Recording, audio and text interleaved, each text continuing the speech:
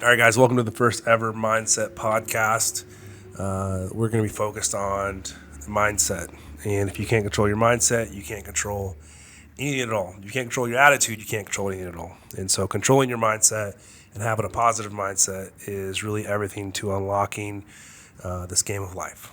And so, I've known Greg McCoy. He's my co host here.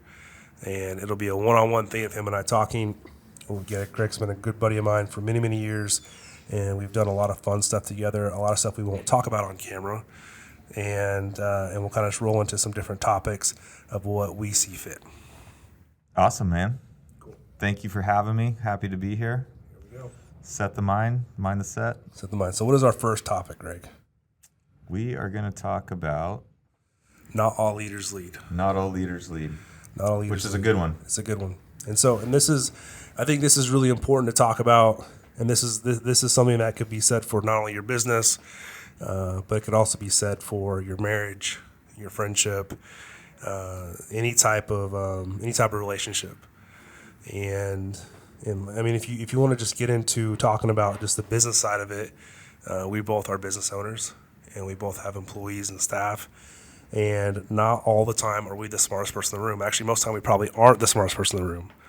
And if we have somebody that comes to us with an idea or a thought, if they are the most passionate about it, is letting them lead and letting them take charge. Yeah, leadership, such an awesome subject, and obviously super important in business. It's no secret that the best leaders win.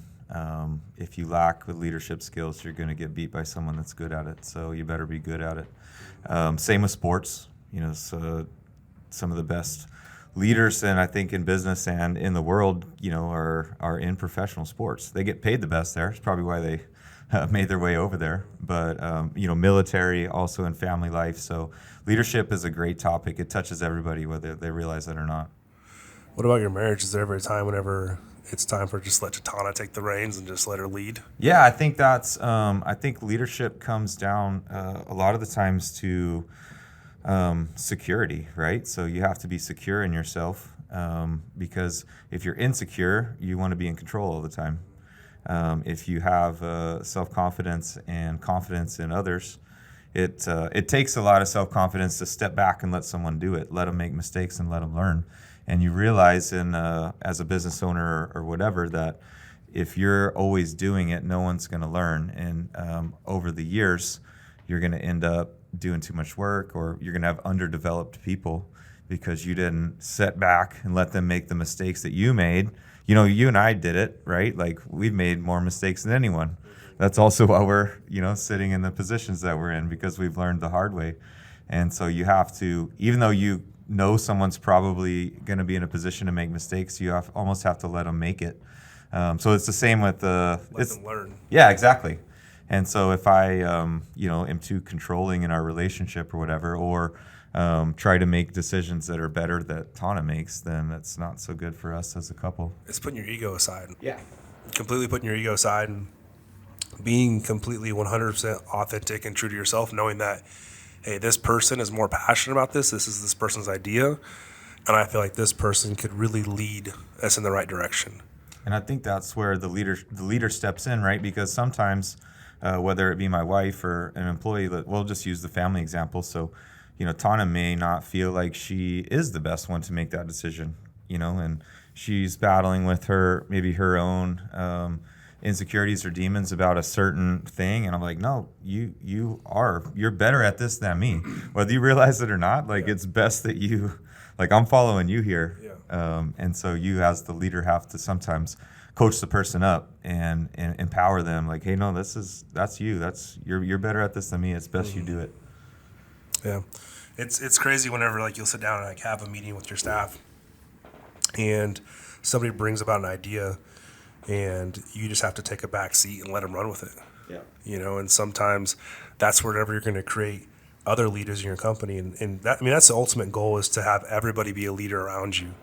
There's no ego to where it's never good to have an ego to where you have one person, bashing around a room and making constant mistakes. Yeah, that's how it works ideally, is if we're having a staff meeting and there's an idea generated from within the team.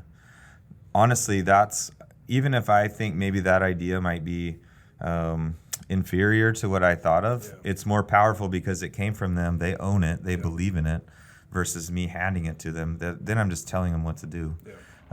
You never want to be a CEO with 10,000 assistants, right? Like you want people that can work and make decisions. And ultimately, that some people have to make mistakes to learn on their own. And if you're constantly just putting them down and telling them no, they're never going to bring you a good idea, because every bad idea they brought you, you've shot it down. Yeah. And you have to let them just take an idea and run with it. Yeah, that's what I was saying. Like, you got to put them in a And position sometimes to they're make fucking some right. mistakes. Sometimes they're right, dude. Yeah. Sometimes they're right and we're wrong. 1,000%. Yeah, and that's okay. Yeah. That's preferred. If we're winning, that's all that matters. Yep. Yeah. So, not all leaders lead. That's a really important one. Yeah, I think, and what is probably the most famous analogy from the animal kingdom, right? Is the wolf pack, and the lead wolf is in the back of the pack. Yep.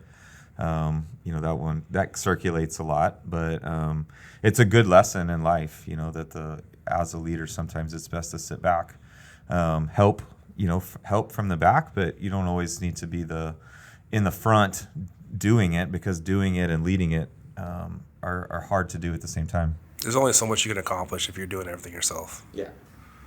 There's no way you can do everything or be great at everything. You could try, but there's almost so much time and energy you have in a day.